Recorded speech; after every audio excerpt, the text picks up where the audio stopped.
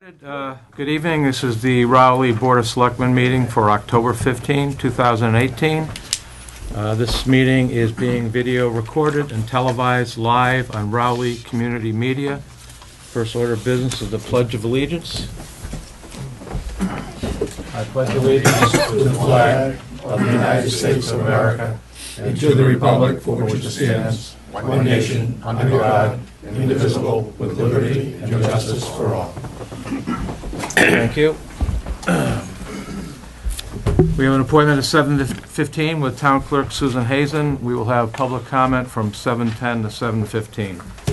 So I'll take up first general business, item 1, which is to sign the November 6, 2018 state election warrants, which allows us to vote on the candidates for state election in November, and which has 2 initiative petitions and a referendum question.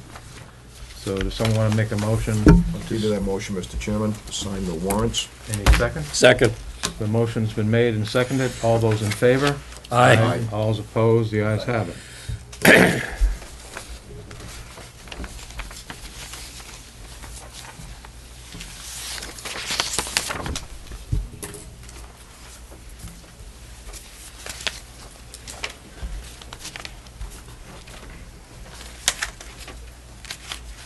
8 copies, I believe.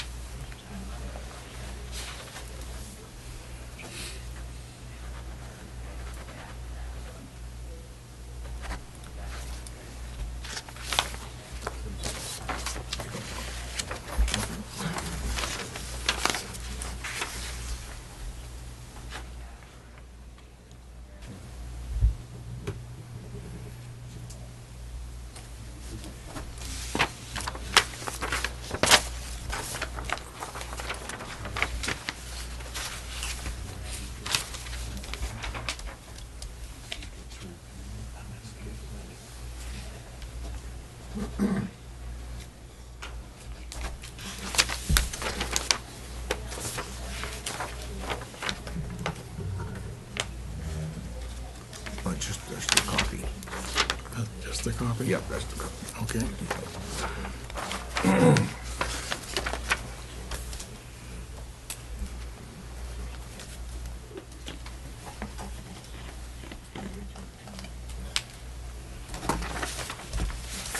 Okay, thank you. Moving on to new business number 1, which is a letter from Sharon Hydron requesting to be appointed to the Cultural Council, which the Cultural Council must have a minimum of 5 members, but can have up to 22. They currently have 4 members. So we have a letter from Sharon Hydron. Greetings, Board of Selectmen members. I have met with Annette Kelly, chairperson of the Raleigh Council, and elected the council membership. I understand that the council is part of the Massachusetts Cultural Council, and Raleigh is one of 351 towns and cities that is both governed and financially supported. Also, I understand that the mission of the council is to promote excellence, access, education, and diversity in the arts, humanities, and interpretive sciences in order to improve the quality of life for all residents and to contribute to the economic vitality of our community. Would someone like to make a motion to approve Sharon Hydron for the council? Give it that motion, Mr. Chairman. Any seconds? Second. Motion's been made and seconded. All those in favor? Aye. All those opposed? The ayes have it. New business number 2 is a zoning board of appeals permit application filed by Nancy Miller for a variance to modify the lot line at 526 Weathersfield Street. Looking at the description, it says that the applicant is seeking a variance to modify the lot line of that property, which frankly doesn't make sense to me because you don't need a variance to modify a lot line. It appears that this is an undersized lot, a lot that doesn't meet zoning requirements, and that by the lot line change, they're seeking to add additional square footage to the lot, but it also appears it still doesn't make it conforming. So I don't know what the board wants to do with this, but it's unclear to me what this is really about. I don't have any comments, Mr. Chairman. Just let it go to them and they can make their decision. Okay. I don't have any comments. Any other comments? Okay. New business number 3 is to discuss the FY 2020 Triton budget. Joe, would you like to speak with us about this item? Yeah, we typically around this time we put together our letter we're the only one of the 3 communities to send a letter to the Triton School committee to talk about their fiscal budget, and I wanted to find out just what we were going to do this year. Are we going to send a letter? Are we going to use our standard approach that we've used for the last 3 or 4 years? We have our Prop 2.5 increase and new growth, and we usually offer Triton 50%. I wonder if, has anything changed? Is there any feeling about whether we should send a letter? I kind of think it's premature at this point. I don't know at what point we did it last year, but sent that letter last year, but we haven't been presented with a proposed budget. We're in communications with the school district, and the feeling is that in November they're going to be giving us budget information. They profess the desire to give us as much as they can, as they have. They know with certainty at this point in time. So I don't know. I think it's kind of premature. I think we should wait and see what they present. That's my opinion. Larry? Yes, I disagree because we're going to go down the same rabbit hole as before. They're going to come up with some ungodly number, and we, with the other 2 towns, need to come up with a budgetary number that we think we can live with so that they can work towards that end. And I looked at the Triton budget approved by the Raleigh Town Meeting of $9,822 or $9,822,000. 2.5% increase would be $245,000. I'm estimating a generous $300,000 of new growth. Now, granted, that I mean, might 300,000 plus an additional 300,000. Is that what you're saying? For the, For new growth? for new growth. Yeah, we don't have it. Right, we The only typically one. give them 2.5% for the increase, and then new growth would be about 300,000. That's an estimate, but remember, when they presented at the District Communications Committee meeting, they're coming up with an estimate on a lot of their stuff. So we need to give them a number that we're semi-comfortable with. If we use those numbers, the assessment for Rowley would be about $10,368,000, which for this year, the original Triton request was $2,255,000.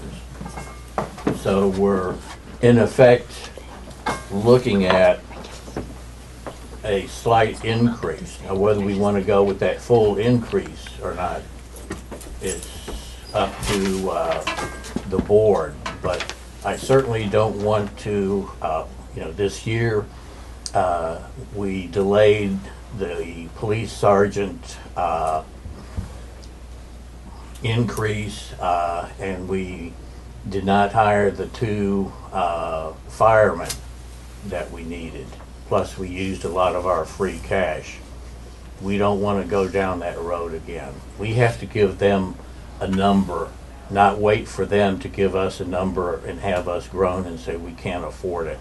We have to start doing some positive work.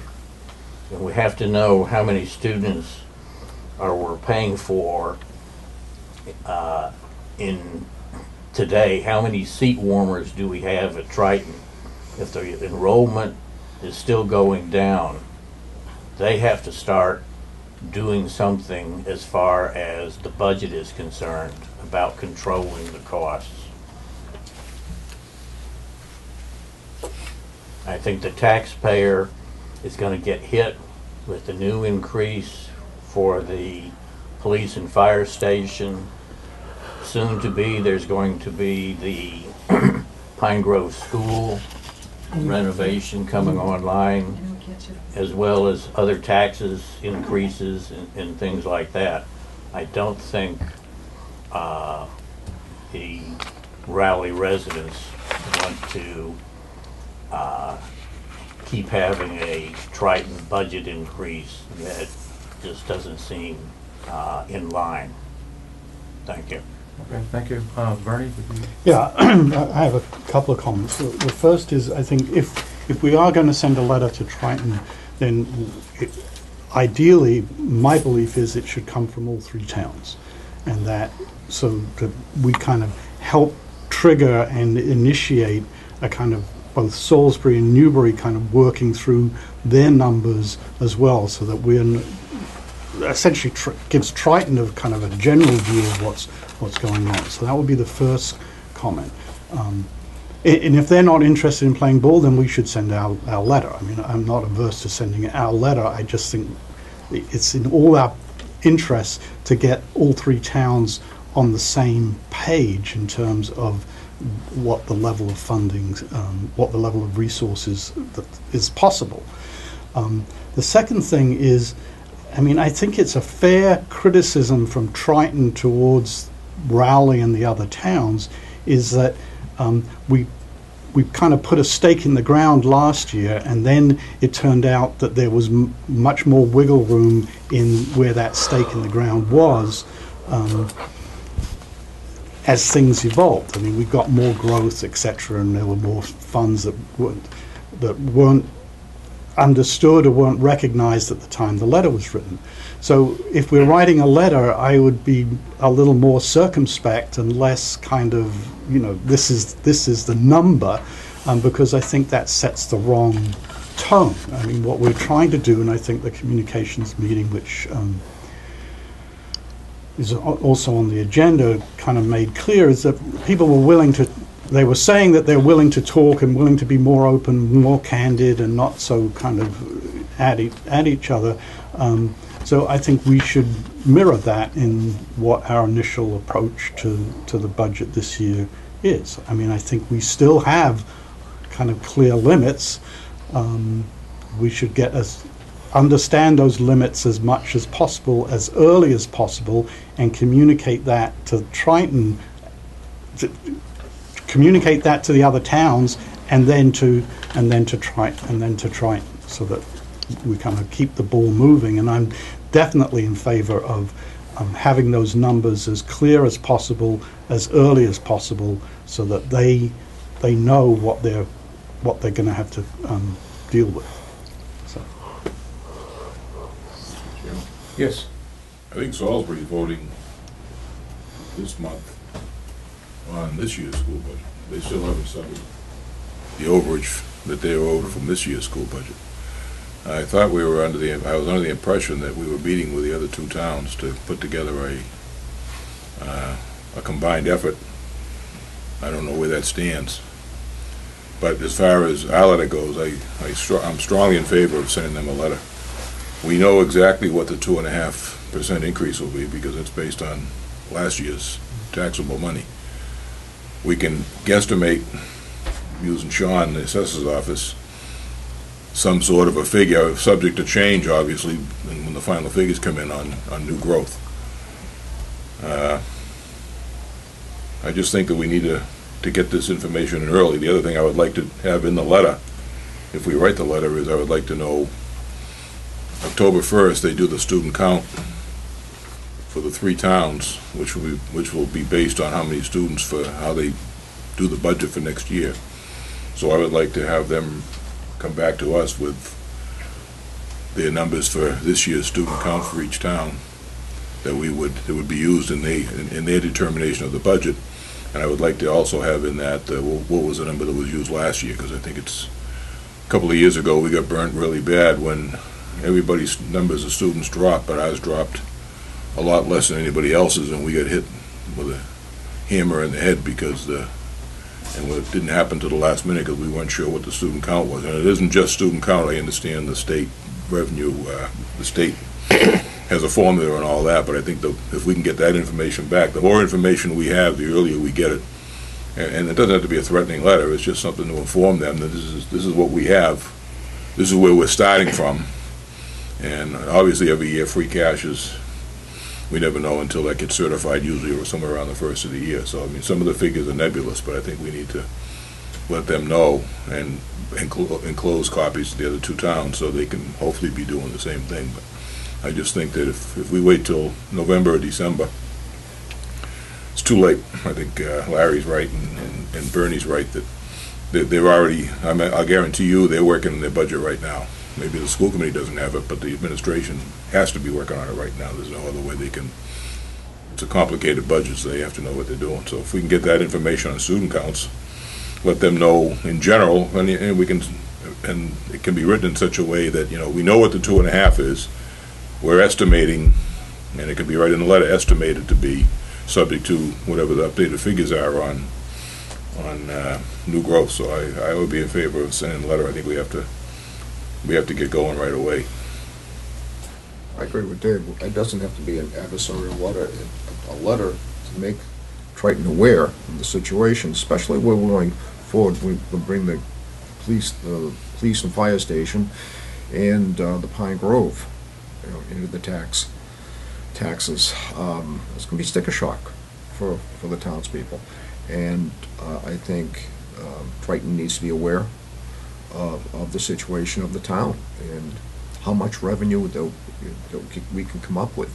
And again, it doesn't have to be adversarial, an awareness of our situation. I think also, when sending the letter, we should also CC it to the other 2 towns. Yeah, I agree with that.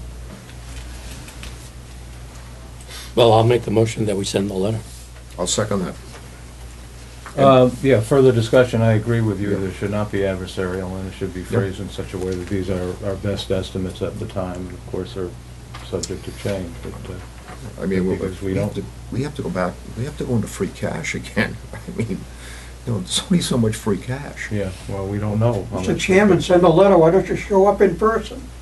There's always somebody that Joe usually goes with. There's always somebody Well, I'll be going myself. who'll be so. going. Okay, so, okay, the motion's been made and seconded. All those in favor? Aye. All those opposed? The ayes have it. And that's also to send, to CC it to the other two towns. Yes, that Right, okay. Okay, I'll open public comment from now until 7:25, so 5 minutes for public comment. New business number 4 is to discuss the Triton District Communications Committee meeting. 7:15 appointment. I'm sorry. Sue, there you are, okay. I didn't see you come in. Okay, we have a 7:15 appointment with Town Clerk Sue Hazen. So I just wanted to take this opportunity, if you could pass those along, Bob, and one for Debbie, to announce once again that we're having early voting. It's federally mandated that we offer early voting 10 days prior to the election. So as of next Monday night, October 22nd, we'll be clogging your town hall with people voting. The way the mandate reads is that I have to be open for voting on my regular voting hours and perhaps some additional hours, but it can't be any less than my regular voting hours. So the way that schedule goes, from Monday to Friday, that first week is just my regular voting hours. Then I've added 6 hours on Saturday. We found in 2016 Saturday was incredibly popular.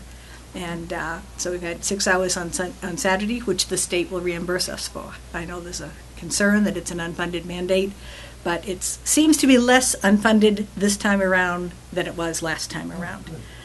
Last time around, they hoped to fund it, and they funded it something like a year later, which was just kind of odd, because by the time the money came, there was no place to put it. We were putting it in the next year's budget. This year, I've already filled in paperwork for the grant money for Saturday. I've heard a rumor that the rumor is not that I'm renting an additional machine. I am renting an additional machine, but the state will cover that as well. And last time they covered additional personnel that I put on. So we learned some lessons from last time. One thing they wouldn't cover, but we found out a year later, is I was using my office staff to cover the additional hours. Well, they won't fund the office staff because they assume they're selling dog licenses and, parking tickets at the same time. So I might have to bring election workers in to give me the extra coverage, because then they'll cover. But what I'm trying to do is alleviate the idea that it's an unfunded mandate. It seems to be much better funded this time around. So Saturday from 9 to 3, I put notices out at the Daily News, on our website, and on Raleigh Cable Vision I'll have hours. I put on the doors. I'm going to send it to the COA, the library. It has to be publicized. What else do I want to say? And we are mandated to put a handicap booth out. We'll put that at the end of the staircase that goes up to Sue's office. We're mandated to put the AutoMark machine, which is a handicap accessible machine, that goes at the end of the other staircase. That's where we had them last year, and it fits. Last time I put 2 booths out, and we overwhelmed those 2 booths out, and so we called and had someone bring 2 more booths out. We overwhelmed them. So this year we're just putting 6 booths out at the get-go. Wow. So, your hallway will be impacted. The next week, it's my regular office hours, and I added 6 hours on Thursday, because Friday, your office is being carpeted. So that would be the logical date to add the hours, but you already had an appointment. I mean, within the law, because it's my regular office hours till noontime. But I want people to get that message that we're not open Friday afternoon, November 2nd. We're going to be open Thursday afternoon, November 1st, till 6 o'clock. What else do I need to tell you? And the way a early voting ballot works is really pretty much like voting at elections. You come in, there's no application to fill out, you just give us your name, you check in, we give you an early voting ballot and an envelope. You go to the voting booth and you make your selections, and you put it in the envelope and you sign the envelope. That part seemed to be a surprise to people, and they were reticent to sign that envelope, but if you think it through, it's an accounting thing. We said that you submitted a ballot. Look, we have an envelope with your name on it, so there's your ballot. We can prove that for every person we checked in, we have a ballot. So just warning people ahead, there is an envelope that you have to sign. You're not signing the ballot, that would be wrong, but you're signing an envelope. And then you bring it back to us and we vote them all on election day. I have hired an additional team to do just early voting ballots. In 2016, we had more than 1,300 early voting ballots. So what was the percentage of the total? That was about a third. It was about 28%. It wasn't really as much as a third. But it upset our whole equilibrium because we had so many early voting, and I had really set up the room for a big influx of actual people. and we didn't have that big influx. They were all on the other side as early voters. We just had the envelopes. But hopefully we solve those problems. And I'm just here to make sure you all know that's what's going to happen. And Amy and I will talk again about the logistics of the carpeting, because I'm not sure I can be out at 12:01 on Friday, and I still have to move my machines and my booths, and so we'll work something out. And I need to be able to get in over the weekend, because I can't print the voter lists until the last early voter has voted, because it has to say that on the voter list, so it means I have to get in over the weekend. So Oh. I'm hoping that there's not going to be a a reason that I can't get in, but I think I should be able to get into my office, just not into yours. Sure. Questions, comments, suggestions? Good, looks good. Yeah, looks great. So I want people have to know that's out there, because it's important that we advertise it. All right? Thank you. Thank you. Okay, thank you. Thank you.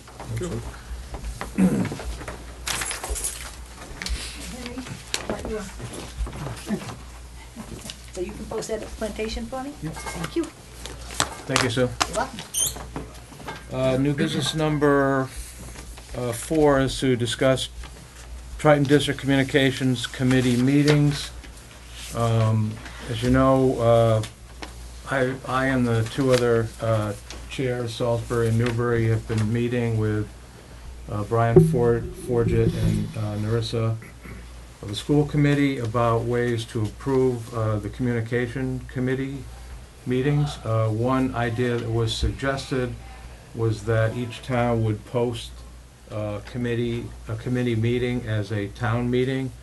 That would enable selectmen to attend the meeting without fear of violating the open meeting law.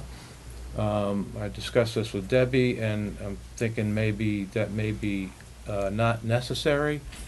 And I just want to see what people think. I mean, I think it would definitely be a potential violation of the open meeting law if 3 selectmen showed up and all participated in the discussion.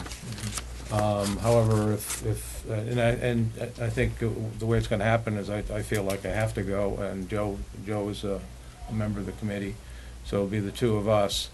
So if another selectman wants to go, and if they want to be able to participate, then we need to post that meeting.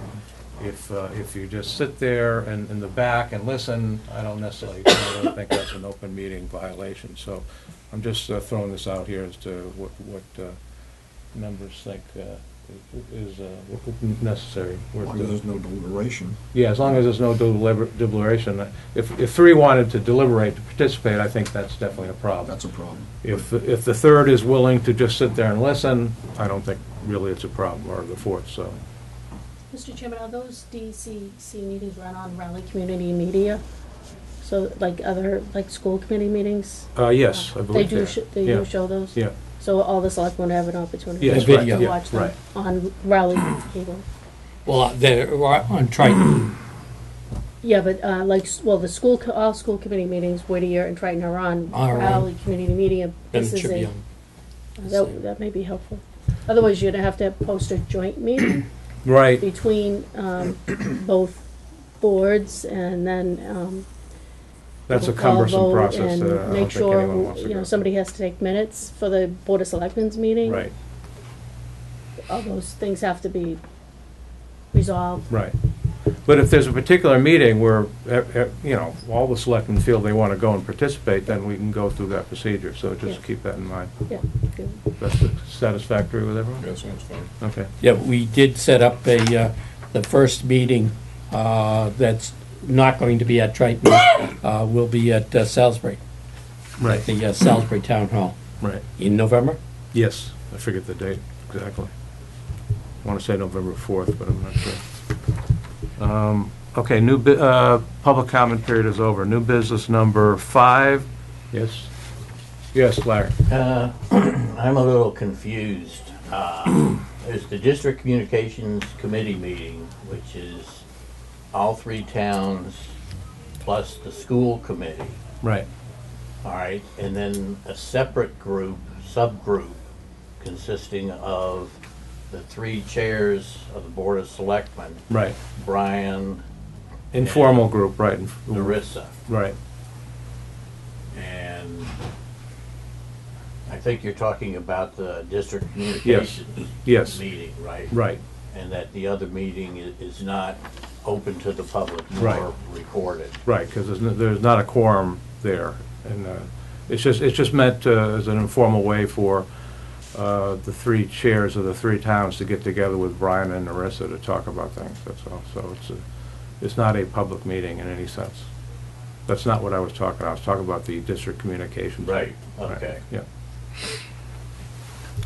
New business number 5, to discuss an historical tax bill dated November 1, 1901. We were anonymously sent a Town of Rowley tax bill for William M. Hale, dated November 1, 1901. What would the selectmen like to do with this historic artifact? Is it paid? I don't know. It's for $51.91. Receive payment. Wilfred, Adam. This came up recently, or within the last year or so. What did we do with that bill? I'm trying to remember. We had something odd come in. We had a wallet come in and that That's was right. donated. Oh, that's right, yeah, right. Correspondent do a story on it, newspaper for it. What's interesting is in 1901, there was a $2 poll tax. Yeah, You had to really. pay $2 to vote. Yeah, which is illegal. We've these come a days. long way. Yeah. Anyone have any strong feelings about what should be done with it? Turn it over to the Historical Society. Yeah. I would suggest. The Raleigh Historical Right. Society? I don't think we need a Or motion would for you like that. to refer it to the Raleigh Historical Commission, which is the governmental body, to review it and then, Whatever the official government make a body is. recommendation? It's the Historical Commission, Okay, Sarah yeah. Bork and Bill Frank Todd of the, Yeah, run that I'll make a commission. motion to give it to them. Okay. I'll second. All's in favor? Aye. All's opposed? The ayes have it. The real estate tax is $38.15 in 1901, and I'm thinking that the weekly pay back then would probably be about $15 a week, probably. Might even be less. That was on a $500,000 home, too. This would have been quite a home. New business number 6 is a letter from Attorney Jill Mann regarding the intersection of Taylor Lane and Weathersfield Street. I'm not going to read the entire letter, but basically this is a letter from Jill Mann, as I said, the attorney for the developer Rob Nixon, who was proposing the development on Taylor Lane, which intersects with Weathersfield Street. And it has to do with the intersection of the proposed development with Weathersfield Street. Well, I'll read the second paragraph from Attorney Mann. As part of its application for the OSRD, the developer submitted an existing conditions plan that shows access to the property through the intersection of Taylor Lane and Weathersfield Street. A copy of the plans attached here too is Exhibit A. Also in support of its application, the developer submitted a plan showing improvements to the intersection. A copy which is attached here too is Exhibit B. As shown in the detail street, the developer initially proposed improvements only to the gravel portions of the intersection that currently provide access from Weathersfield Street to the property. However, based on various comments regarding the intersection, the developer is proposing to revise the detail sheet to include a realignment of Weathersfield Street and the creation of a 3-way stop. The redesign will be subject to approval of the Planning Board and the Rowley Department of Public Works, and it will involve removing existing pavement, realigning the travel path of Weathersfield Street, and installation of 3 stop signs, the concept of which is set forth in Exhibit C. So basically, this was discussed in detail at the first Planning Board meeting on this development, which I attended. And the discussion was, and I think everyone present seemed to agree, that The way they were proposing to access Weathersfield Street was problematic, and that might actually exacerbate what is actually a very bad and dangerous turn at Weathersfield Street. So what they're proposing is to create Attorney Mann calls it a three-way stop. I would call it a T intersection. So instead of the way they were proposing, there would be a T intersection with stop signs that would slow traffic down and create a much more safe intersection. And you can see that in Exhibit C. So, and what they want to do is, because much of this work would be done in the town's right of way, she wants permission from the board to propose this type of intersection. And it would still be subject to planning board approval, and also, I think, the Board of Selectmen approval. So this would just be to allow her to proceed in the permitting process to pursue this idea further. Anyone have any questions about that? I like the idea that it's gonna be a T intersection Yeah. rather than the way it was. I'm not Right. sure about the three-way stop sign, but I definitely think the design of option B is preferable to the original. You mean, it's attachment C.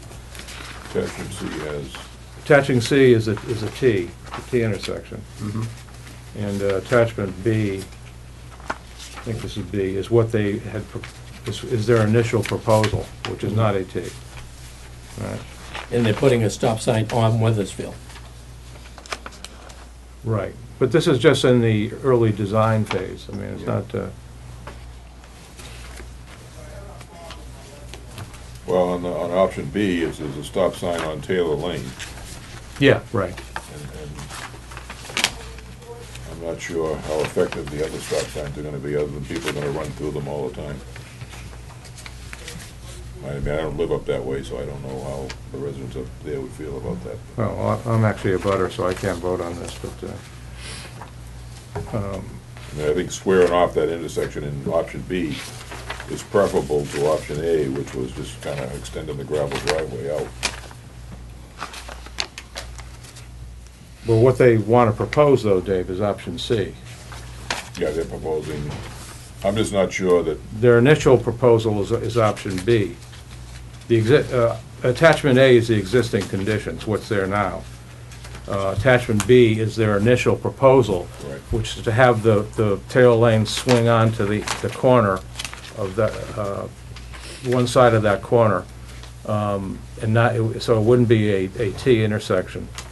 But attachment C is to turn that intersection into a T intersection, which would greatly slow traffic down.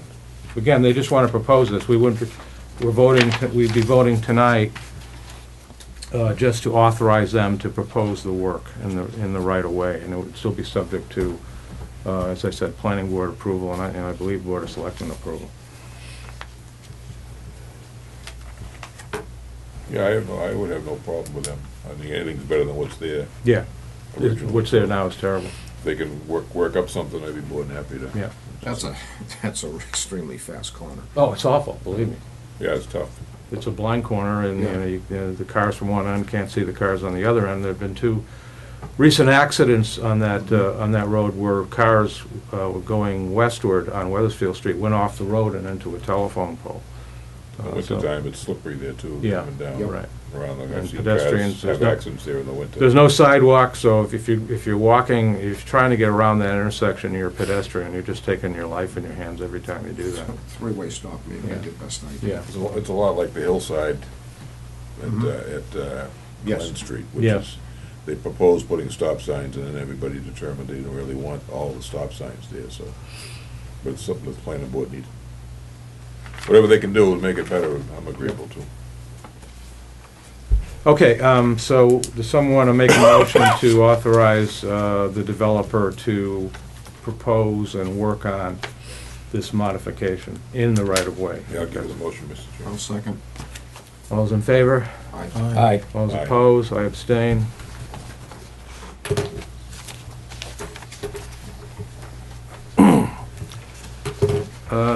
New business number 7 is to authorize the chairman to sign the Massachusetts Cultural Council grant form.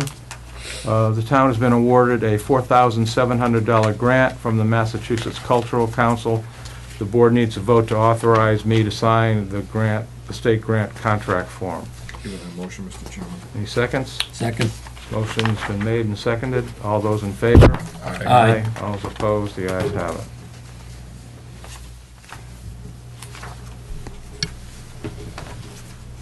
So Debbie, it's the second page of this, third page of this form. It should look like this, Mr. Chairman.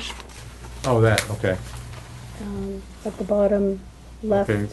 Authorizing Just- signature for the contractor, that's us? On the, I'm sorry, on this side right here. Yeah, right.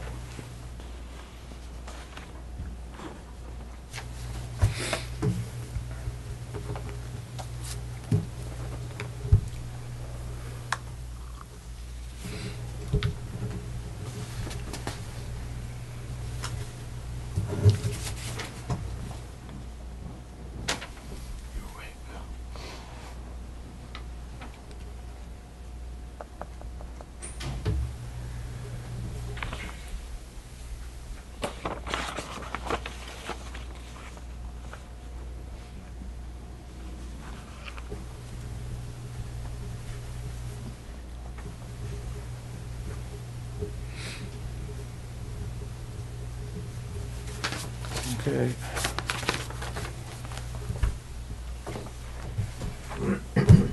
Old business. Pine Grove School project update. Joe, anything else? Anything you want to report about that? I missed the last construction meeting. Yeah, I would like to go through that meeting. We started out when I went into the parking lot, that I saw a group down by Main Street at the entrance to the school. And so I walked over, and Patrick Snow from the Highway Department was there, and some people from Durham Whittier, Larry Berger was there, and Brian Forget, the superintendent, stopped by on his way into the construction meeting. And we were there for a good half hour discussing the what several people are considering as a problem, the curbing that is at the at the sides of the entrance, and the way the entrance has been designed so far. They're going to change, widen the lanes, the bus lanes, and set up the drop-off lane, and try to get things worked out. So they are not ready yet to get the buses to go around to the backside of the north wing, and so that they still have a problem with the parents dropping off the kids. And so we were there talking about it. Patrick was not advised of any meetings, was not asked to come to any meetings about the planning for the curbing or the entrance to the school. And I'm very disappointed that neither Durham Whittier or Pink, our OPM, didn't include Patrick on that planning. So how did the discussion resolve itself, or what, was there a resolution? There was no resolution. They're still going to look at it, and then we went into the construction meeting. And what was Patrick's concern in a nutshell? The plowing. Yeah, because of the granite curb, vertical granite curb. Right. Joe, maybe at the next construction meeting, you bring up the basketball court historically has been the meeting point for a school emergency, fire alarm, shooting type incident, or whatever. They did talk about that, right. And the way it's currently constructed, there's no way for Patrick to access that to plow snow once again. The curbing goes up and the sidewalk goes up, so that... Yeah, there's about 2.5 feet difference in the level for the way the sidewalk is paved down to the basketball court, so that provides another hazard for the kids going out to that area for a safety drill. or for safety reasons. And then they would have to provide something, they talked about putting in the curb access, the slope to, and they are discussing some changes, but nothing was finalized. Anything else? Nothing. I will make one more point. Brian Forge had suggested that we get a Bobcat for the town, and that we get a Bobcat for the town so that we could do the snow removal that way. And Patrick immediately pointed out that even if we did, he doesn't have a person to put on it. I can get you a Bobcat. There's one running around my backyard, and you can have it. A real one, four-legged one. Four-legged one. Very good, Bob. Okay. Well, the big thing there is gonna be, is when they do plow the snow, that they've gotta get the snow up off the curb into the lawn somehow, otherwise they're gonna lose parking spaces. I think that's the idea of the Bobcat, is you can drive up to the curb, lift it up, and then push the snow into the, Right. onto the grass. Without that, I think they're gonna lose a lot of parking space with snowbankers, especially in years past when there's been some heavy snows. It gets tight down there anyway. Yeah. And even in pushing up along the side of the entrance road, if they can't push that snow up and over the right-hand side of the road, go into the school from Main Street, they're gonna have a real problem there. So, normally when you got a curb and then they plow snow, there's 2, 3, 4 feet, depending on the amount of snow that sits on the edge of the road before the curb. The plows don't scrape the curbing all the way up, so it's a real problem. I don't see how they're gonna. That'll cause them to lose that drop-off lane. Yeah, I mean, they're gonna lose space down there, so it's their problem to figure out, but it's definitely a problem. One question on the parking. Are there parking spaces specifically for pickup trucks? So many people having pickup trucks, teachers, men, women, everyone drives them. There are longer vehicles. Well, I haven't seen anything. Just standard parking space. Come on. Yeah, I don't know. I don't think there's any pickup truck parking spaces. But okay. Old business number 2 is fire station and police station addition project update. Work continues to progress. The interior trim in the police station starts this week. Flooring is being installed this week in the police station. The installation of drywall is continuing this week through next week in both the police station and the fire station. The prep work for the asphalt paving is ongoing. Work is starting on the septic leaching field. Any further discussion? Yeah, I got an update, Mr. Chairman. The police chief and I met with a variety of people this morning at the site. And just to give you an update on the schedule as we move forward, either the end of this week or very early next week, depending on the paving company, they will be paving the base coat for both the police and the fire station. It really depends on the contractor, because where they've had some rain, they get delayed, their whole schedule gets pushed back, so they will be ready to do that. October 23rd, which I believe is next Tuesday, Castagna will be completely finished with the interior of the police station. At that point, on the 25th, they're planning to do a punch list. October 26th to 27th, they're planning on moving furniture in that's been purchased. The complete list, the punch list will be completed. The items that need to be fixed will be done before the 31st of October. Building inspections, all that will be done by the town. In other words, the building inspectors have to look the building over. That'll be done sometime the end of next week. The move, because we're going to be moving the dispatch center on a temporary basis because a new dispatch center is being placed in the old building. So in order to keep the place functional, we're going to move the temporary dispatch into the training room in the new station, and that'll be conducted on somewhere around the 25th to the 31st. A lot of work to be done there. And by November 1st, the state 911 is scheduled to come in. They have to be the ones that actually move all the 911 equipment. We're not authorized. Nobody else is authorized to touch it except them. They come in and with a crew and they do all the moving. On November 2nd, if all goes well, the police staff will move into the new building. And by November 3rd, they will vacate the entire old building will be vacated and turned over to the contractor to do the repairs and the renovations that need to be done in the dispatch area and the inside of the station. I think they've already locating if the police arrest somebody that's already being done somewhere else. They're using one of the local departments, I believe, for processing prisoners and stuff, so that's already not taking place there. So everything's moving along. I mean, all of a sudden now people are going to see a huge difference. It seems like they've been digging holes over there forever. And that's all coming to an end, and once the initial pavement base coat goes in, it's really going to take shape as to how it's all going to look.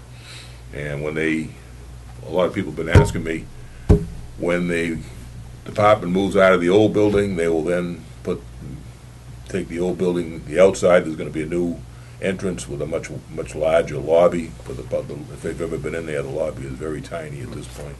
It'll be much larger. The roof will match the shingles of the other building, and they'll blend the whole thing in, so it'll all look blended when it's done. So a lot going on, and the building project is pretty much, it's on time and within the budget, and any problems have been minimal, and at this point we're keeping our fingers crossed, knock on wood, that the weather holds, and this is a huge move, because all these computer companies and the state 911 and the wiring to make this move, a temporary move into the new station is rather complicated.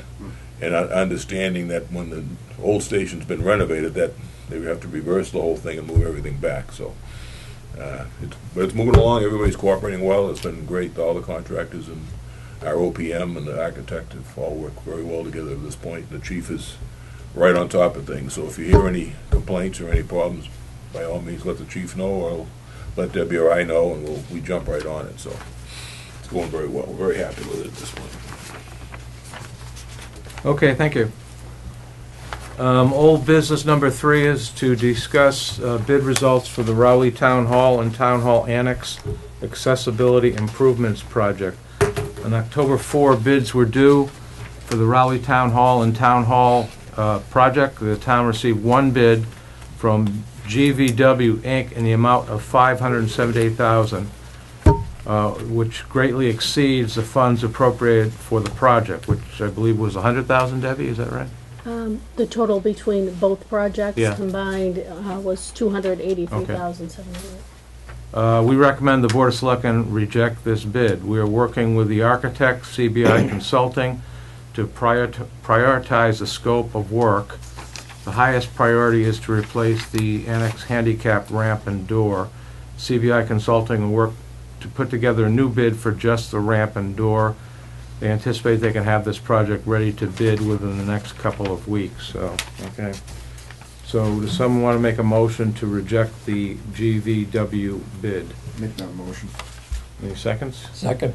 Motion's been made and seconded. All those in favor? Aye. Aye. All those opposed? The ayes have it. Okay. Any other discussion?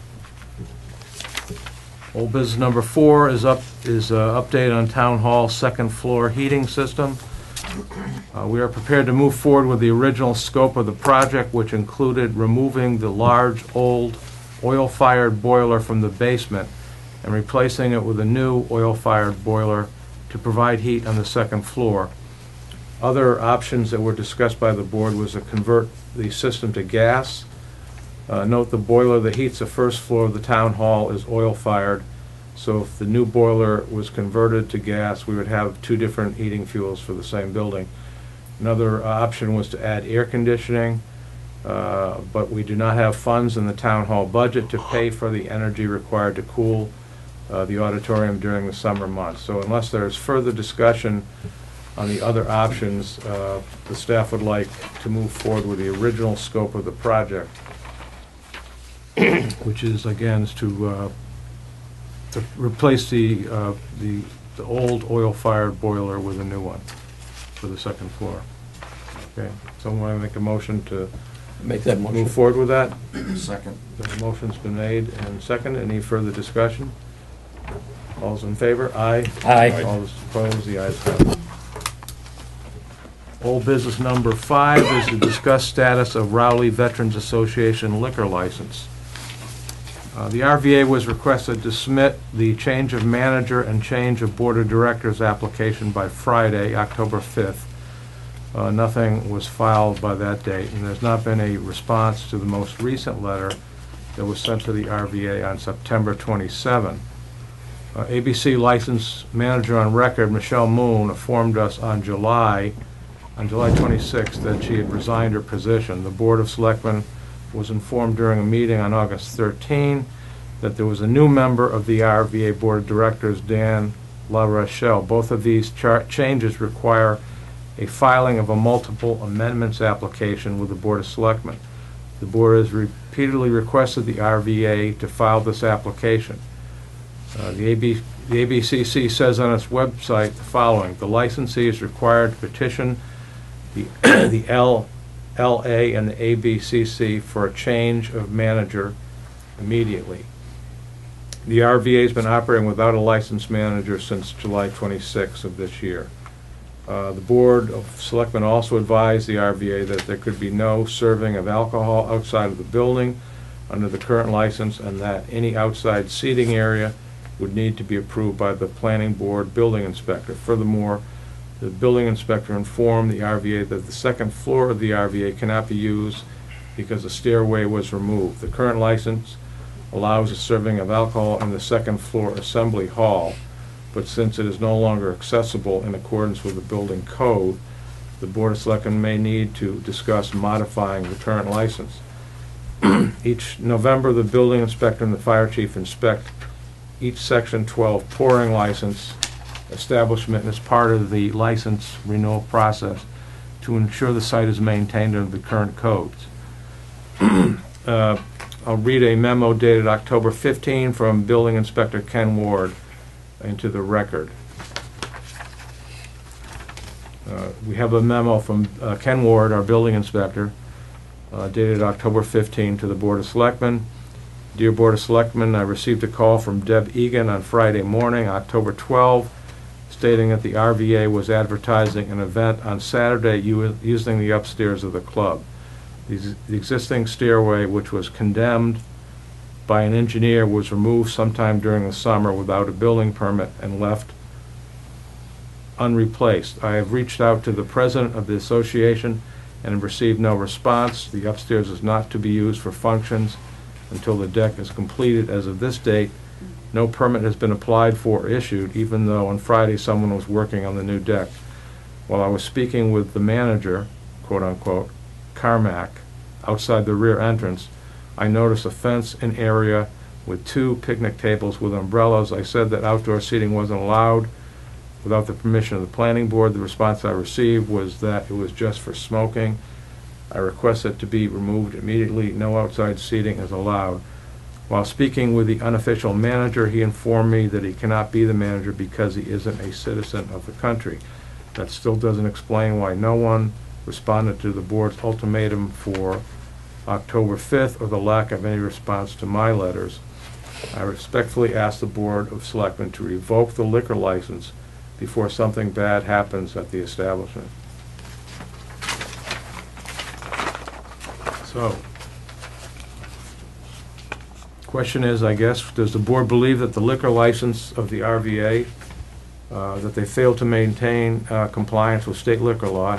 And if so, does the board wish to notify the RVA that the board may modify, suspend, revoke, or cancel the license pursuant to Massachusetts general law? If so, when does the board wish to hold such a hearing? The board meets on October 22nd or October 29th. I think, Mr. Chairman, we've been stonewalled here for a number of months. Every time there's some kind of an issue with the RVA, I think we've had 2 previous times we've requested Mr. Morris to come in. He hasn't made it. And we've had no ability to get them in here on an official capacity to discuss any of the issues. they are not allowed to use the upstairs because of at some point they took the outside stairwell down, so there's no two means of egress. If something happens up there, whether it's a fire or a serious emergency, everyone is going to point to the town and say, how come you guys didn't enforce, building regulations, et cetera, et cetera. So I think we got a serious breach of, how do we get these people to respond? They haven't come in. Anytime we've requested, they've been issued a number of letters by the building inspector, by us. They basically never show up. We've bent over backwards. The manager, Michelle Moon, quit back in July, which requires an immediate replacement. We've had no information on that. I mean, it's just, we're not getting any cooperation. We're not trying to punish these people, but we got to get some cooperation out of them, and we're not getting it. And I would suggest that to remedy that, we hold a hearing and to revoke the license. Because at this point, they're a liability to people, to us, and to the town if something happens there and they're not living up to the codes, and they haven't been living up to them for a number of months. I mean, Ken went and inspected, I believe he went with the fire chief the other day down to Friday about the weekend events for the past weekend. It was 3 different events that were scheduled for that second floor. So I'm guessing, and it's only a guess, I don't know, that they've probably been holding events up there on a regular basis. I may be 100% wrong on that, but you can't tell me they haven't had any and all of a sudden they got 3. So it's a liability it's a safety issue for people using the hall. It's a liability if something does happen there, the town's going to get sued along with the VFW and everybody else. So I think and the only way we're going to get these people in, I think, is or somebody with authority anyway at the VFW is to come in, is to threaten, at least talk about revoking the license. And I think it's very, very, very, very legitimate. I mean, they can appeal the revocation to the state, ABCC, if we do that. But I mean, I think we got a long record of evidence here that this isn't just a one-time, one-incident affair. This has been going on for a number of months now. So that's my feeling. I think we should hold a hearing regarding that license. Sir, if you'll identify yourself, I'll let you address the issue briefly. We're both here from the RVA. Could you identify yourself? My name is Dan LaRochelle from the RVA. This is Steve Morris, president of the RVA. So, I mean, it's kind of unfair saying that we're not here. We are here. Well, we've sent several letters, I think, trying to get you here, and now you're here, so that's good, but I guess that's good. But, I haven't received a letter. Well, Mr. Chairman, I didn't receive a letter for today either. No, we didn't send a letter for today. The last two times we sent a letter, we were informed by, I don't know who it was here, that you weren't able to make it. Correct, because So I never received that, and I had prior commitments out of state that I was doing. Right, And I well, never received that I was supposed to be here. But then, when it didn't work out, and we told the people here that you need to get back to us. I mean, I don't know what, without personally going to your house and hand delivering you a letter, I don't know, any other business, liquor business, we write a letter to, they respond right away, because obviously the license is important. I'm getting the impression that from all the violations that have taken place, the license, you guys just don't care. The license was, the old paperwork is what we filled out. There's new paperwork that we didn't realize requires extra, so I'm in a process of getting everyone to re-sign all the paperwork with the new regulations that the ABCC gave us. So I'm working on that right now. The stairway, we're working on a system that over 3 years ago, the old management, you've told for 3 years to do it, and then he never did, and then when I took over, you gave me a year to fix it, and we are now fixing it. And unfortunately, I didn't realize that there's more paperwork that we're supposed to fill out, and we have the carpenter on. He was supposed to be here today to fill out the paperwork for the building permit. From my understanding, he's a little under the weather, so I guess he didn't make it here today. So we're in the process of talking to him again, Neil, to come down tomorrow to fill out the paperwork for the building permit. The steel girders are in for this, the steel landing. And there is access on the outside back, and there's access on the front. So there is 2 accesses up and out of the function hall upstairs. Well, obviously, Well- they don't live up to the regulations of the building inspector. There's certain requirements. It's just, Right. we've We're been carrying on. We're working what you gave us We've been last year. carrying on and for working on months. it. This has been going on for months. This isn't something that just last week popped up. This has been going on for months. Right, and we're working on And it. I And believe you- the people who are doing it are volunteering their time. Well, and- that's. But we don't have the money. Well, So that's why we got volunteers to help the Veterans Association out. All right, I understand that, but I mean, the point of having no money means if you don't have any money to fix the building up properly, then the building shouldn't be operational. Well, because I'm working- The I'm public working is on past invited in there management. to I'm working on past partake, management, and we're trying it's to their get our feet on safety the that ground. is at jeopardy. We're working on getting our feet on the So, ground well. with what was given to us. I think Before. if we hold a hearing, I think you need to come in with some serious paperwork. I think the last time you were here was back sometime during the summer. I suggested I don't remember who was here. You hire an attorney, or get attorney that you know. I mean, most of us know an attorney somehow or other to help you fill out the paperwork. Is just it's been a problem for the last 3 or 4 years. Every time, I don't know what's going on down there, but these periodically wholesale changes in staffing, and Michelle Moon finally got everything pretty well straightened out. The next thing we know, we get a letter from her that she's out. Well, Meanwhile, there- since she was out, we haven't heard anything from anybody about anything. We got. No, there are problems that arose. Well, that's with fine, but I that mean, situation, so- you need to take care of the problems, and our problem is that you're not taking care of the problems, and that might, like I say, maybe the board will feel different, but my recommendation is that we hold a hearing, and we need to get this on the record now. We've done enough of the letter writing back and forth and being nice guys and trying to give you a little bit of leeway, but it's done before we have a serious incident over there. If it's any help going forward, we're putting the license in my name, and I am a Raleigh resident, and going forward, that's how we're gonna proceed. Oh, no. Well, I would suggest that if we have a hearing, I hope we do, that you come in with some serious paperwork, because if you don't, you're gonna, as far as I'm concerned, I'll vote to revoke the license. I mean, we've carried this on for a long time. You were having drinking outside when it wasn't allowed. Every time someone tells you can't do something, you end up doing it anyway. We were told that it was allowed. Yeah, that's what you always. This is When what I Michelle said. Moon was manager, she got the approval to be outside, and then as soon as it got shut down, I told her, we are not drinking outside. From what I understand, is you're running off the wrong information that she got, so we canceled that. And the outside right now is just for people to sit down and have a smoke of a cigarette, and then you walk back inside. That's all that is. Well, And there's always been benches out there. Now we have benches off to the corner where people want to smoke. That way it's easier for me to pick up the cigarette butts because they sit in one spot and they smoke. So I canceled that as soon as I found out what was going on because she had the wrong information and she was doing the wrong thing. So we canceled that. Well, every time we deal with someone over there, somehow they quote unquote get the wrong information. That's why I believe it was That's why twice she's we no tried to longer- get that's you why in. We got in. That's why And we got a new the nights we manager. had you in as part of a hearing with us. Someone said that you were unavailable, so they got.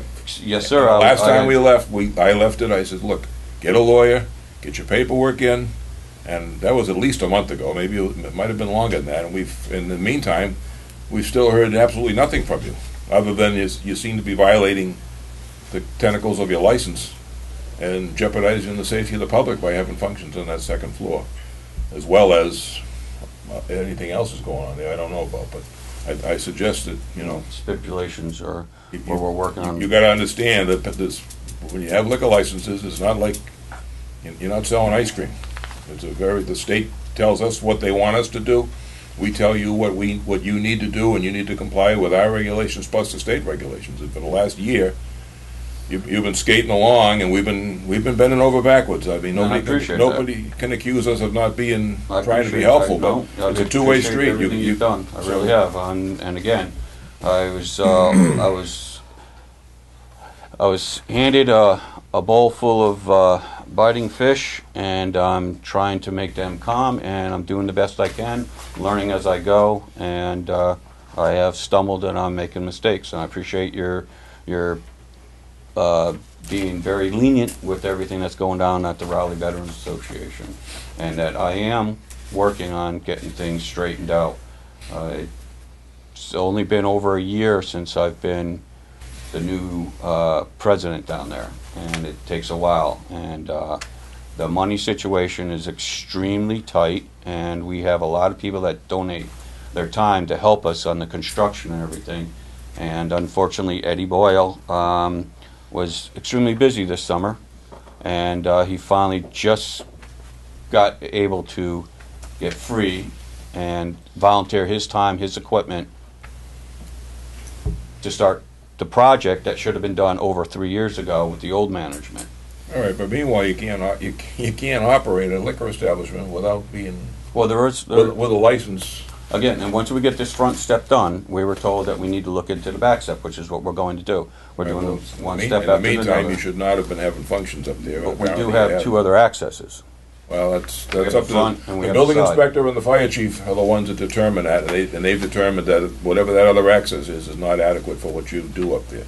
We're talking about the safety of the public here. We all know I how understand nightclubs that. have fires and various functions like this have a fire, and if people can't get out, I'm not going to be happy sitting here, people blaming us because we didn't enforce the regulations. I understand that, And on yeah. top of that, we've gone through other liquor hearings with other establishments in town, and we've been strict with them. I mean, there's outdoor serving and stuff like that. We've gone through with a variety of Right, these situations. and all that So paper- we need right. you to comply, and And over the winter, we're going to redo all that, and we're going to sit down and do it properly. right. But in the meantime, you got to comply with the law. That's why. We're not doing any drinking outside. That stopped that with Michelle But Moon. This That weekend, way you were going to stopped. be using the second floor, so I would request, Mr. Chairman, I would Yeah, make a motion that we Well- hold a hearing on the license for whatever date is appropriate, but it's, if nothing else, we get some firm things in writing from them, and I don't expect that they're gonna come in and give us, well, I told you that, or this. We need things in writing, and their choice should be to get an attorney to yeah, I think represent them, because the yeah. license is in serious jeopardy here, and we've bent over backwards I was just going to say, we bent over backwards to get the to paperwork keep in, this and going. the absence of updated paperwork, we don't know who the manager is, we don't know who the board of directors are. I agree with you. According to the building inspector, there's a serious issue with the upstairs, so, I agree that we should proceed to a hearing. I remember sometime in August that Mr. O'Neill was the manager at the time. Cormac O'Neill was his last name. Right. We tried to get the liquor license in his name, but even though he's lived in this country since he was 12, he's not a complete citizen because he's from Ireland, so they couldn't put the liquor license in his name. Okay, but, that was in August, if my recollection is correct, and we've had a couple of months now waiting for everything to be corrected. And the onus is not on the board here, it's on the RBA to get these things done. And, as you heard Dave say, the onus is on the RVA, and if anything happens down there, it's a serious problem, okay? And it's not gonna reflect back on the board. So I think a hearing is necessary. I think we should set a date. I think from here on in, we need to have things in writing, Yes. Have a hearing. Yes. I mean, I'm not saying we have to revoke the license that day necessarily, but we need a game plan in writing that we hold, that you're gonna be held to. So I would come in with some serious paperwork and, shoot for the moon, but I don't know what the board will do, but, I mean, I'm tired, we're all tired of, everybody comes in, sits in those chairs and oh yeah, we're gonna do this, and yep, we're gonna do that, and yeah, we won't serve upstairs, yep, and then nothing gets complied with. So, something's gotta give here, or lose the license. That's the way I look at it. Debbie. Okay, If I Debbie. could just outline what the issues were. Initially, they were the change of manager, and that application needed to be filed immediately after Michelle Moon left her position. And then we, by accident, discovered that there was a change on the board of directors. And that's not just a filing with the town of Raleigh. There's actually paperwork that has to go to the Secretary of State's office with the new board, and that has to be filed, and then that has to be turned over in with that application. The third piece of this, which hasn't been addressed by the selectmen directly, is now the component of the building inspector's order that the second floor not be used. And several years ago, the liquor laws changed for Section 12 pouring after the Rhode Island nightclub fire. Massachusetts passed a law whereby the building inspector and the fire chief have a high standing in the issue of local liquor license for pouring establishments on inspection. And part of their role in this now is the third piece. We have a liquor license that is that says exactly where liquor can be poured, and part is the second floor. And now it has been under orders since August, I believe, that it not be used for pouring. And that's the third piece, I think, that would need to be discussed at a revocation hearing that's not addressed in our communications with this organization, because it's been handled through the building inspector and the fire chief. So there are three pieces here. So there was work that was done, demolition without a building permit, work beginning without a building permit, and then using that hall that hasn't been addressed by the Board of Selectmen. Now Mr. Ward has informed us. So there are three things that are outstanding right now. And the building inspector said to me he will not sign off on a renewal when he goes in there for inspection for that second floor. So part of the outcome of this hearing, assuming they get all their paperwork and filed with the right parties, could be to limit the scope of the license to downstairs. Is that a possibility? Well, I think if there's a modification of the current liquor license to another area or something, but right now you've got the memo from the building inspector on that second floor. And that needs to be addressed, because at this point he's saying it cannot be used, and that his liquor license should be modified to. Could we address that part of it by limiting the scope of his license to downstairs? I think that would be a third part of that. Yeah. Assuming all the paperwork's filed. Yes. So there'd be three issues here. Was the second floor going to be used?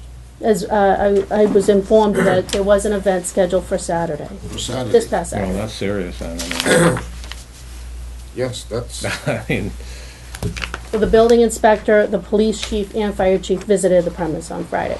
okay, And so they followed up with me on that. I would suggest that, you suggested October 22 or 29. I would suggest October 29 is probably the more realistic date. It's up to the board and their availability. Okay, so as soon as possible. does someone want to make a motion to hold a revocation license hearing on October 29? I'll make the motion. Second. Any further discussion? Okay, motion's been made and seconded. All those in But favor? Yes. we want to specifically say that we need to have the signed paperwork that has to be filed with us and with the ABCC for that date. Correct. Well, but That should be done even before then.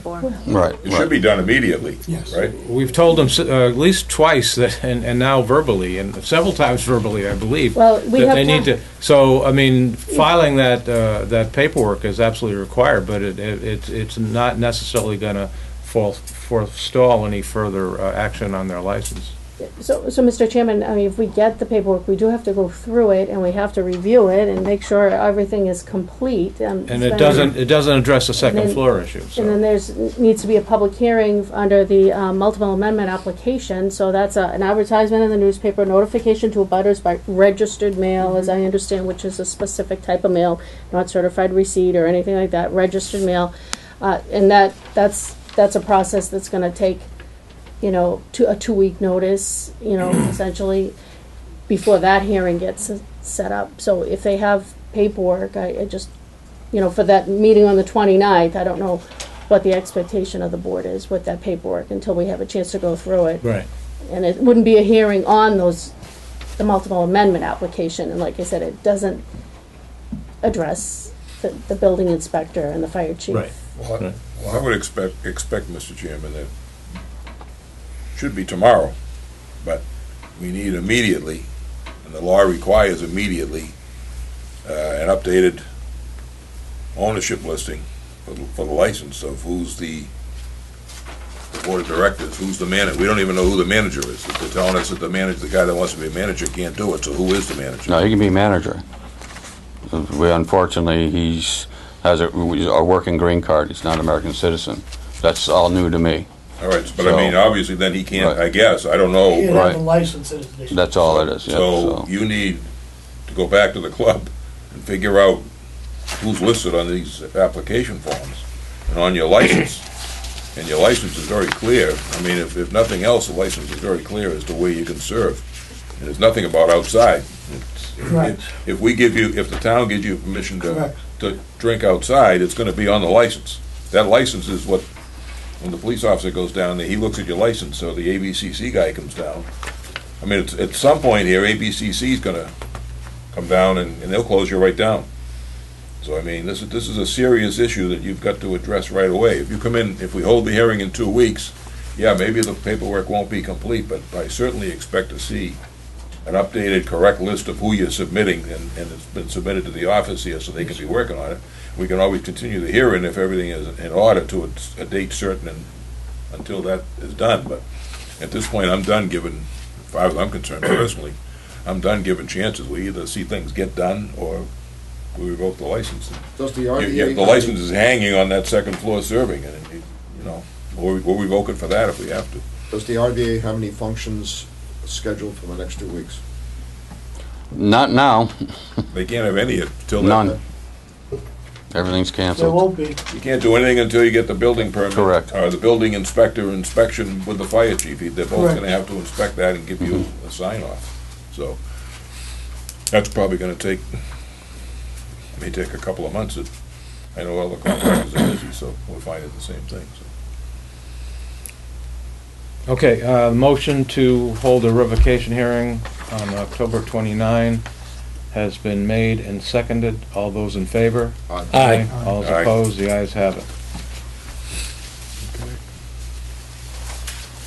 Thank you, gentlemen. You got your work cut out for you. Yep. Thank you, sir. Thank you, gentlemen. Thank you. You're welcome. Thank you much. Old business number 6 is assign the Cannabis Control Commission host community agreement. Certification form for Nature's Remedy of Massachusetts, Inc. The Cannabis Control Commission has asked Nature's Remedy to complete the agreement certification form. The board voted and signed the host agreement with Nature's Remedy on June 4 of this year. The board needs to vote to authorize me to certify that Nature's Remedy has executed a host agreement and that the town, with the town, and to sign the form as the authorized representative. Just want to make a motion to authorize me to sign the I'll give you the form. motion, Mr. Chairman. Second. Motion's been made and seconded. All those in favor? Aye. All those opposed? The ayes have it.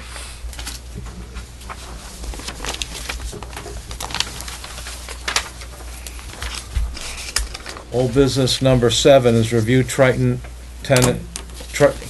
landlord-tenant agreement document for the Pine Grove School. We've discussed this before. The school district wants to come up with a standard form lease for its 3 elementary schools, and we've got their latest draft.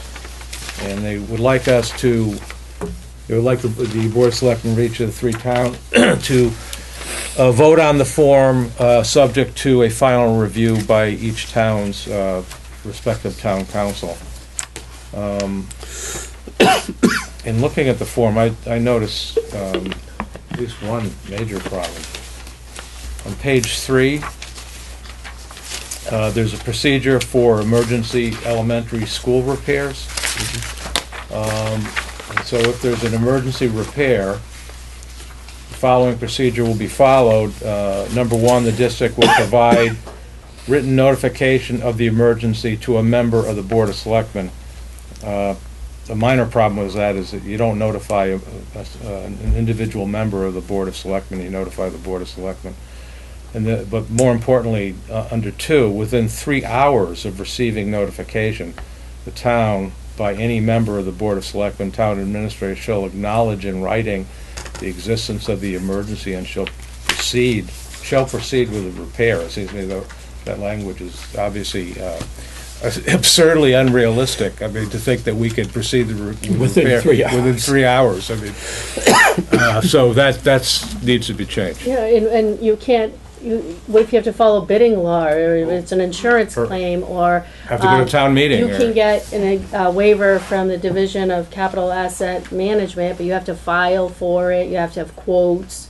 I mean, it can take an emergency with a DCAM approval, if you even have the funding. I Right. don't know how that works. Well, if you don't have the funding, you need to go to town meeting, You right? need to go to the Finance Committee and get a transfer, If you can. yeah. So, I mean, it's just totally. I don't know what budget line. I mean, There's I all was thinking kinds of- maybe something like within 3 days after getting notification, the town administrator would notify, would acknowledge Well- the emergency in writing and identify how the town proposes to proceed, or something of that It's effect. still not practical, so if there's, it depends on what kind of emergency. If it's a property emergency relating to the building, you know, it's an insurance claim for the most part, so there are adjusters that are involved, and that comes under an insurance company, and they would handle sort of the means and methods on how to repair it, and once you get an estimate. So I'm not sure, is more work's needed on something like that, you know? Could we submit it to Tom Mullen and get his recommendation? I would strongly recommend this whole document be thoroughly reviewed. Well, I think it will be, well, it should be. Without a doubt. But yeah, there's some obvious, But the school district would like to have a vote about whether, subject to final review, whether we found it acceptable, but, well, maybe I'll just tell them that provision is just something that we cannot agree to. yeah, I think the board needs to spend some time reviewing it, yeah. Bernie? Yeah, I mean, it seems as though a completely different set of eyes needs to go through this from the point of view of what the practical realities are and what's driving, with a dialogue to determine what's driving a kind of a timeline that's, as you, in your words, is absurd. Well, it is. I mean, it's patently not doable, but what is the issue? I mean, assuming that an emergency of any magnitude would mean that the school or some significant portion of the school is not usable as a school, for I'm assuming that that's the nature of the Yeah, the boiler, the emergency. septic Yeah. system, and it could So- be a number of things. So the Triton has to have, since that is a kind of you can anticipate that such events will occur, they need a plan to handle when schools are not available. So it's not just the landlord, they need to come up with a plan of what they're going to do if in fact the school is not usable. So it seems as though there's a lot nested in this single portion of the agreement, and it's going to take some hard thinking about it. Okay, well, then maybe the board's decision should just be that we cannot agree to the agreement as it's currently worded, and point them, you know, out this provision as being something that causes us problems. So, unless- I would agree. Well, it's the word "shall proceed with that repair." What if there's some investigation that's required on Well, sure. something? You're That's what right. I Well, mean. So my thought know was why- that how this is to have it considered shall describe how the town proposes to proceed with something like that, and, you know, then you could say, well, we need to do an investigation, then we'll submit an insurance claim or whatever, you know, whatever it is. You know. Has But, this gone to town council at all? No, I thought Tom did work on he part of looked at this. Judy Pickett and he both looked at a very early version of one about a year ago, Yeah, I think it was. I think, yeah, I was on the committee with Neil Harrington and Tracy Blaze, and I thought we submitted an earlier version to Tom. I don't remember that provision being in the... No, earlier I version. thought Tom worked on the part that identifies what the district responsibility is and what the town's responsibility is. And that section seems okay to me, but I think it would be more prudent to have him look at this before the board makes any decision on even a cursory approval. Okay. just because you don't know what he may come up with. Okay, So we can Just- certainly send it to him and have him start looking. okay. Yeah, we had an emergency, what was it, 2 years ago, or maybe 3 now, that one of the boilers went out and there was no Yes. heat for the school, so we did Need have to a go to the response, and that we finance meeting, went, but it wasn't 3 hours, and it did take an amount. Nothing Some gets done in time. 3 hours. Yeah. So, yeah, we have to have, it has to be reasonable. Before we vote to refer to town council, I just have a question. In the next page, page 5, it talks about the town shall maintain insurance for the replacement value of the school. Is that something we do? Do we have insurance? Yes, we do a Replacement schedule of value value, insurance? just for the building, Yeah, right. just for the building. The question on the septic, unless it was like maybe something that backflowed into the building, I'm not sure about that, but fencing, it's just the building, that kind of thing is what we're covering. Not the site. Yeah, Right. well, the agreement says the district's responsible for the contents of the building, but that we will Yeah, maintain replacement value insurance for the building. yes, So that's something we already do. yes. And we use the same carrier that the school district does, so they're familiar on both sides. Right. Okay, so someone want to make a motion to refer this to town I'll council? make that motion, Mr. Chairman. I'll second. Motion's been made and seconded. All those in favor? Aye. All opposed? The ayes have it. We have one set of minutes. Make a motion to accept the minutes for October 1st, 2018. Any seconds? Second. Motion to accept the minutes has been made and seconded. All those in favor? Aye. Aye. All opposed? The ayes have it. That was the last one, I believe. Okay. Announcements. The YMCA is inviting the Raleigh residents for a tour of Camp Cedar Mill, dinner, and a discussion of the types of year-round program residents are interested in having at Camp Cedar Mill. 3 sessions will be held in October. 1 Tuesday, October 16 at 5 p.m., 2 Tuesday, October 23 at 5 p.m., 3 Thursday, October 25 at 5 p.m. Please RSVP to Farah Doobie Parent at doobie.f@northshoreymca.org. The town is the following vacancies: Agricultural Commission Associate, B Cultural Council, C Fence Viewer, 3 positions, D Wood, Lumber, and Bark Inspector, E Zoning Board of Appeals Associate, 3 seats, and Deputy Shellfish Constables, 2 positions. For more information on these positions, please contact the Selectmen's office at 948-2372. The Raleigh Food Pantry is in need of donations. Donations can be left at the Raleigh Public Library. The Food Pantry is open on Tuesdays from 10 a.m. to 12 p.m. and on Thursdays from 5:30 p.m. to 7 p.m. Motions to adjourn? One thing, Yes. go back to the YMCA. Chris, speaking to Chris Babalacqua, and he really is looking for ideas from the community. And those 3 dates, again, just to go over, Tuesday, October 16th at 5 p.m., October 23rd at 5 p.m., Tuesday and Thursday, October 25th at 5 p.m. at Cedar Mill. And he's really looking for ideas if the community has anything Great. to choose. Okay, great. Motion to adjourn? I'll give you that motion. Any second? Second. All's in favor? Aye. All's opposed? The ayes have it, we're adjourned.